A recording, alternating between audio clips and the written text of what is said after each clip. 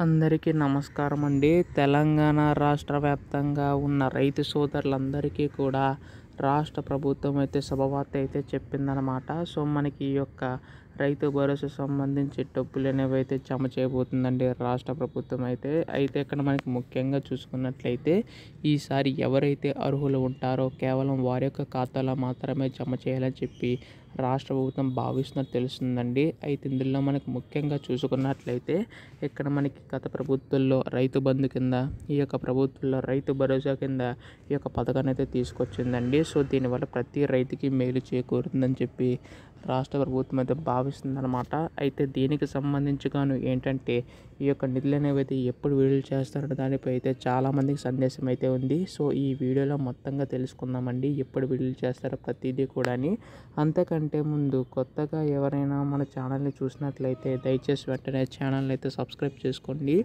నేను పెట్టే ప్రతి లేటెస్ట్ అప్డేట్ కూడా మీకైతే ముందుగా తెలుస్తుంది. ఇంకా ఆలస్యం చేయకుండా వీడియోలోకి అయితే వెళ్ళిపోదాం. సో ముందుగా ఇక్కడ చూసుకున్నట్లయితే మనకి ఎన్నికల్లో అయితే హామీ అయితే ఇచ్చింది కదా, మనకి ఏటా 15,000 రూపాయలు ఇస్తామని చెప్పి రాష్ట్ర ప్రభుత్వం తెలపడం అయితే జరిగింది కదండి. ఇందులో మనకు ఒకేసారి కాకుండా విడతల వారీగా 7,500 ఒకసారి, 7,000 ఒకసారి అనేవి అయితే విడుదల చేయబోతుంది.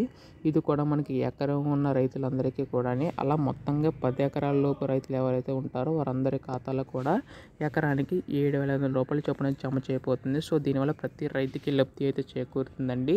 అయితే దీనికి సంబంధించి గాను ఏంటంటే ఈ యొక్క నిధులు కేటాయించడానికి అయితే ప్రభుత్వం అయితే సిద్ధమైనట్లు తెలుస్తుంది. ఇటు రైతు భరోసానే కాదండి, రైతు రుణమాఫీ 2 లక్షల రూపాయలు ఉన్న రైతు రుణమాఫీ ఎవరికైతే కాలేదో వారికి కూడా రుణమాఫీ చేయాలని చెప్పి రాష్ట్ర ప్రభుత్వం అయితే ముందడుగులు అయితే వేస్తుంది. సో దీనికి సంబంధించి కానీ ఏంటంటే డిసెంబర్ నెలాఖరులోగా మొత్తం ఈ యొక్క రైతు రుణమాఫీ సంబంధించి అంతా కూడా పూర్తి చేయాలని చెప్పి ప్రభుత్వం అయితే ముందడుగు అయితే వేస్తుంది. ఇటు రైతు భరోసా సంబంధించి కూడా మనకి నిధులు అనేవి అయితే రేపు ఎల్లుండిలోగా విడుదల చేసే అవకాశం ఉందండి. దీనిపై కూడా మనకు త్వరలో అధికార ప్రకటన అయితే రానుందన్నమాట.